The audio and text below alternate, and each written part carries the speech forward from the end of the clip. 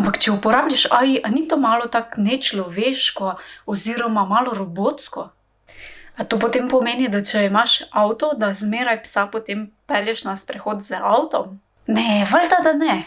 Seveda ne, pač avto uporabljaš takrat, ko ga potrebuješ, na primer, če greš v Ikeo, pa kupiš neko pohištvo, ali pa če greš v trgovino, pa veliko nakupiš, ali pa če enostavno želiš iti mogoče kam na izlet, pa se lahko pelješ, ne uporabljaš pa, ko greš v kuhinjo. In enako je v bistvu pri umetni inteligenci oziroma AI.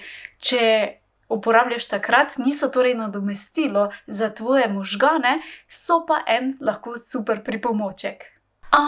Okej, se pravi, nisem robot, imam pa enega super pomočnika.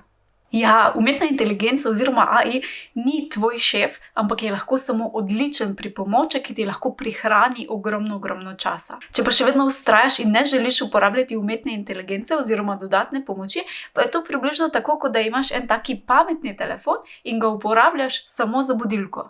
Napiši spodaj v komentar, kateri je tvoj najljubši način uporabe umetne inteligence, zato da si mogoče malo podelimo in dobimo še kakšno dodatno idejo, kako ga lahko uporabimo.